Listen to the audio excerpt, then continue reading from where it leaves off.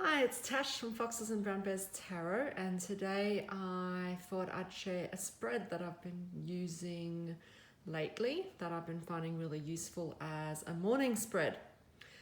At the same time, it also gives you an indication of how I use tarot and oracle together.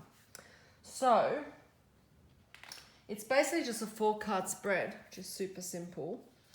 And I first pull 2 tarot cards. And so the first one represents thoughts and the other one represents feelings. And so that will be the thoughts and feelings that might be prominent in that day. Now, anyone who watches my videos knows that I use tarot and oracle a lot for personal development, to really think about what I'm thinking, feeling, how I'm acting, and how I can improve those, how I can extend myself, how I can really become the best person I can possibly be. And so I find this very useful in terms of trying to dig in to how I'm feeling that particular day, what I'm thinking, and how these thoughts and feelings might actually be impacting on my day, impacting on my decisions. And sometimes you'll get things as well that you're not really aware of, that you hadn't been aware of. So sometimes you just don't feel quite right, and the card can be a really good trigger to be able to determine what's actually going on, because I think it does trigger your subconscious. It starts making you think about what you truly are thinking, what you're feeling, what's actually going on. So they're my 2 key cards, so thoughts and feelings. And then what I'll do is I'll use an oracle deck, and the way I use these is to give me advice on how to deal with each of those. So I'll pull a card to give me an indication of how to manage those particular thoughts. And then I'll pull an oracle card that gives me advice on how to manage the feelings.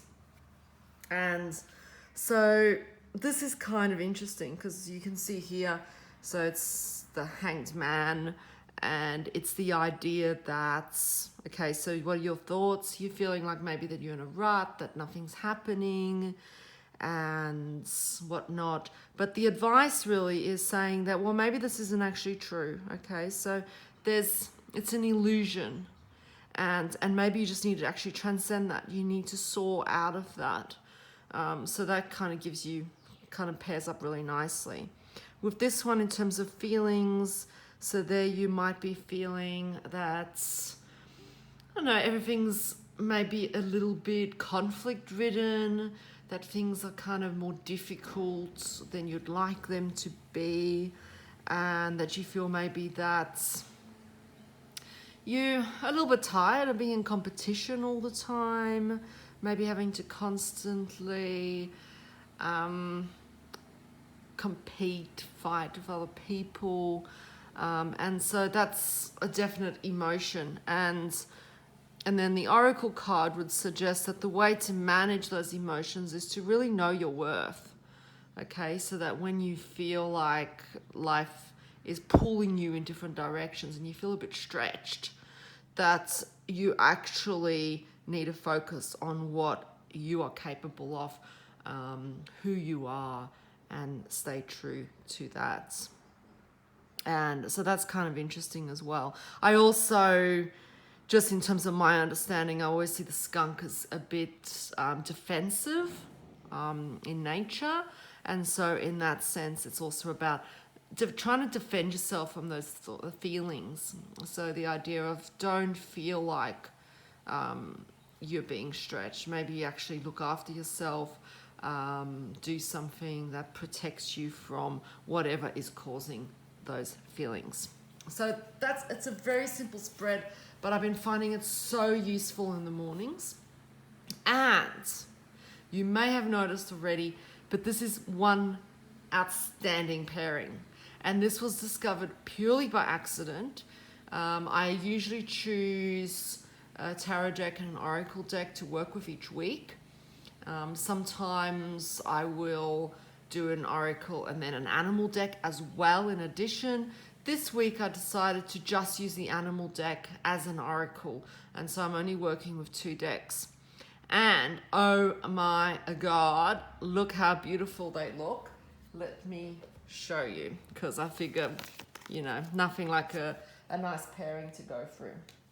So the tarot deck you may have recognized is the Forest of Enchantment Tarot, and I haven't actually used this a lot, and so I decided to pull it out because I figured, you know what, this deserves a lot more attention than what it's getting. And then the Oracle deck is another one I don't use a lot because I do actually have a lot of animal decks, and I've only used this for 1 week last year and that was it.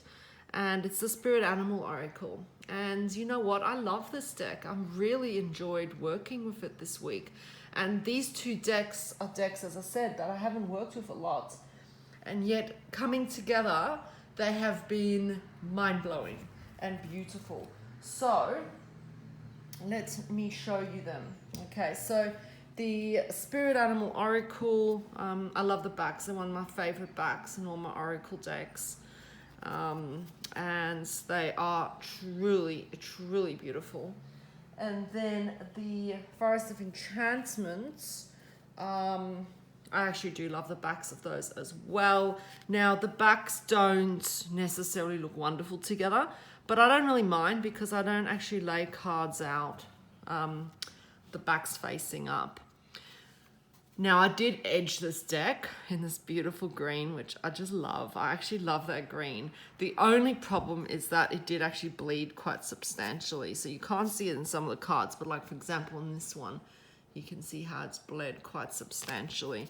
On some of those lighter cards, it's very obvious. So a bit disappointing, but I love the green so much that I can actually deal with it because this is such a green deck to me. Okay, so let me show you side by side how beautiful these look together. And I might even zoom in a bit because I think it's really worth seeing how gorgeous they look. Just the colors are amazing, and because they both, I mean, they're different styles of art. They look very different. I mean, one's glossy, the other one's matte, different sizes. But you know what? The colors are amazing and they work together in terms of messages so well. So yes, I had to share this because I am mind blown by how beautiful they go together. I mean, look at that. And yeah, it's just so beautiful. And I actually don't understand why I haven't used this Oracle deck more, because I love the keywords on them. They are just so action directed and so useful. And I think what works as well is they're both kind of earthy decks, but at the same time, this sort of grounds this one in action. And I think that works really well, but you can see what I mean by the colors. They just look truly beautiful together. And yeah, I was so surprised by this pairing because I just kind of go with whichever deck appeals to me sometimes. And occasionally I get really surprised at how well particular decks work together. So yeah, look at that. Like, oh my gosh. So yeah, I just thought that I would show you that as well because, wow, yeah.